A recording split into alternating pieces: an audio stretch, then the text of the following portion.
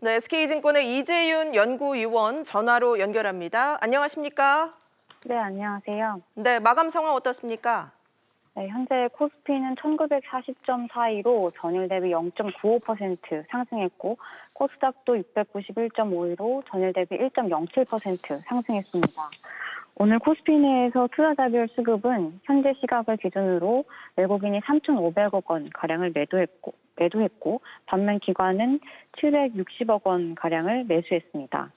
전일 미국 증시는 미국 보건당국자가 경제활동 재개에 대해서 위험성을 경고하고 미국 행정부가 연기금의 중국에 대한 투자 중단 지시를 내리면서 하락했습니다.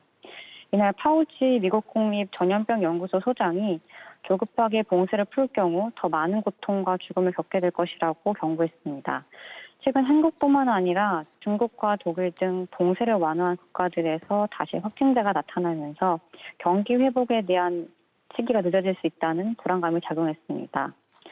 또 미국 행정부가 연방공무원 퇴직연금인 TSP의 대중국 주식 투자에 제동을 건 것도 미중 갈등에 대한 우려감을 높였습니다.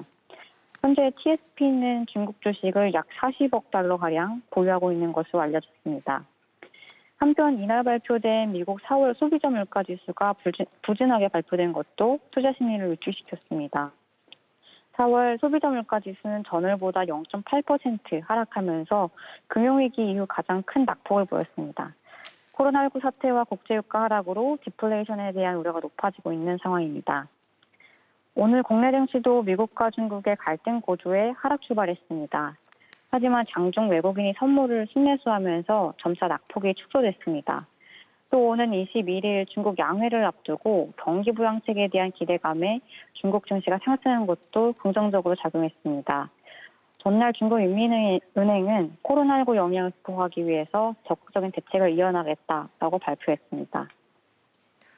네, 오늘 눈에 띄는 업종이나 종목은 어떤 게 있었을까요? 네, 오늘 코스피 내에서는 의약품 업종이 장중 가장 강세를 보였습니다. 특히 영진약품과 일동제약이 장중 6% 넘게 상승하면서 업종 상승을 견인했습니다. 영진약품은 오늘 1분기 호실적을 발표하면서 급등했습니다. 영진약품의 올해 1분기 영업이익은 25억 원으로 전년 대비해서 약 12% 증가했다고 발표했습니다. 또 현재 진행 중인 20조 원 시장 규모의 신약에 대한 임상과 기술 수출에 대한 기대감도 작용한 것으로 보입니다. 또 오늘 일동제약은 현재 코로나19가 유행되고 있는 룩셈부르크에 감염증 치료제를 수출했다는 소식에 급등했습니다. 오늘 일동제약은 코로나19 대응에 나선 룩셈부르크에 감염증 치료제인 사이신 주사를 긴급 의약품으로 공급했다고 밝혔습니다. 룩셈부르크 정부 차원에서 코로나19 대응 의료 체계를 가동하고 의약품을 조달한 것으로 알려졌습니다. 네, 내일은 어떻게 준비해야 할지 투자 전략 짚어주시죠. 네, 어제 사우디에 이어서 UAE와 쿠웨이트 등 다른 중동 국가들도 추가 감산에 동참했다는 소식에 국제유가가 상승했습니다. 다음 달부터 UAE와 쿠웨이트는 각각 10만 배럴과 8만 배럴씩 산유량을 줄이기로 했습니다. 오펙 플러스에서 합의했었던 원유 감산량 이외에 추가적인 감산입니다. 어제 미국 에너지정보청의 EIA 보고서가 발표됐습니다. 보고서에서 향후 원유 생산과 소비에 대한 전망을 보면 향후 일정 기간 동안 원유 생산량보다 소비량이 더 적을 것으로 추정되고 있습니다.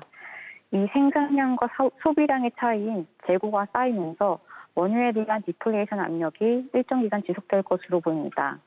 SK증권이 오랜 기간 동안 저유가가 지속될 것이라고 보는 이유 중에 하나입니다. 한편 연준의 총 자산이 최근 급격하게 상승하고 있습니다. 연준이 디플레이션 압력을 상쇄하기 위해서 유동성을 계속 풀고 있는 것입니다. 이렇게 시중의 유동성이 풀리면서 이에 따라 화폐 가치가 하락하고 있는데 이를 해지하기 위한 수단으로 최근 금에 대한 수요가 높아지고 있습니다. 결론적으로 말씀드리면 SK증권은 원유에 대해서는 매도를 하고 금에 대해서는 매수하는 전략을 긍정적으로 보고 있습니다. 또 추가적으로 오늘 주목해서 봐야 할 일정은 오늘 오후 10시에 파월 연준의장이 피터슨 국제경제연구소와 경제전망과 관련해서 연설을 진행할 예정입니다. 전일 트럼프 대통령이 트위터를 통해서 마이너스 금리를 주장하고 있는데 이날 파월 연준의장의 연설을 통해서 마이너스 금리에 대한 연준의 입장을 확인해 볼 필요가 있겠습니다. 네, 알겠습니다. 지금까지 SK증권 이재윤 연구위원 연결해서 마감 시황 살펴봤습니다.